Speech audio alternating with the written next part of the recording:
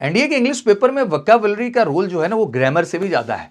इसके लिए 2000 शब्द रटना मुझे लगता है आसान नहीं और एक तरह की बेवकूफ़ी भी है। आज एनडीए 60 डे चैलेंज का डे 9 है और लगातार मैं आपके साथ हूं और हमारी पूरी कोशिश यही है कि आपको इस बार एनडीए में मुझे मास्टर बनाना है। तो आज हम the power of root words की जो है ट्रिक को सिंपल तरीके से समझेंगे। कहते हैं एक शब्द याद करो और उससे जुड़े 10 शब्द अपने आप आपके कवर हो जाते हैं। तो यूपीएससी की वोकैब का मुझे लगता है कि असली हैक यही है, क्योंकि वर्ड्स नॉर्मल तो नहीं है, बट अगर मुझे लगता है कि रूट वर्ड पे अच्छी पकड़ हो गई तो आप कमाल करके आएंगे। तो चलिए शुरू करते हैं। आज का रूट वर्ड मैंने लिया एंथ्रोप। इसका मतलब होता है ह्यूमन। हिंदी में आप इसको समझे बच्चा, मानव। अब देखते हैं इसका मैजिक क्या होता है। तो सबसे पहला आया हमारे सामने वर्ड फिलैंथ्रोपी। अब ध्यान रखिएगा, यहां फिल वर्ड जो सबसे पहला है, एक तरीके से आप समझें इसको प्रीफिक्स के तौर पे देख सकते हैं।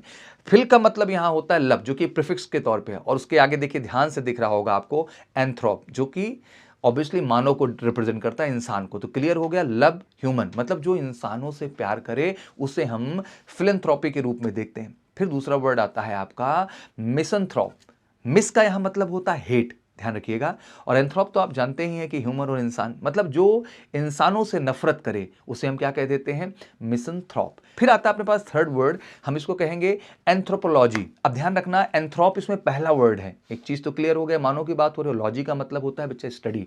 तो मतलब मानव पे जो स्टडी करते हैं, मतलब मानव विज्ञान का अध्ययन। तो मुझे लगता है कि देखो, एक रूट वर्ड पकड़ करके आपने प्रीफिक्स और सफिक्स को समझते हुए आप कितनी आसानी से आज फिलैंथ्रोपी, मिसंथ्रोप और एंथ्रोपोलॉजी वर्ड को कर लेगा, और आपको पता चल गया कि इंसानों से प्यार, इंसानों से नफरत और मानव विज्ञान का अध्ययन, ये तीनों वर्ड्स क्लियर हो गए। और अब आप इसको एग्जाम में अच्छा कर पाएंगे। एंड इंग्लिश पेपर में जब भी कोई अनजान शब्द आए तो उसको टुकड़े में तोड़ो, मतलब प्रीफिक्स हो गया, रूट वर्ड हो गया और सफिक्स हो गया। अगर आपको रूट वर्ड पता है तो आप एलिमिनेशन मेथड से सही एंटोनिम सिनोनिम का 100% पता लगा लोगे। इसलिए वोकैब को रटो मत, इसको डिकोड करना बहुत जरूरी है। और कमेंट में मेरे क्वेश्चन का फटाफट जवाब देना आप सबको, और थोड़ा बढ़ चढ़ के जवाब दीजिए, जिससे मुझे पता चले मेरे लाल आप इंडिया की तैयारी में दिलो जान से लगे हुए। और वर्ड है आपके सामने एंथ्रोपोसेंट्रिक। दैट मीन इसका मतलब क्या है मुझे जरूर समझाओ।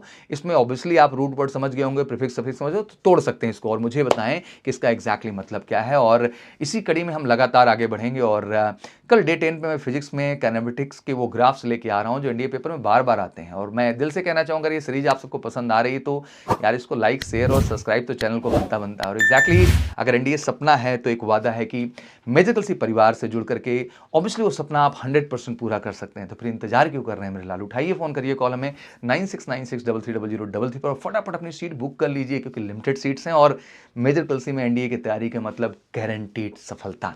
बाकी कमेंट्स में फटाफट जाके जवाब दें। Thank you so much, good luck, जय हिंद।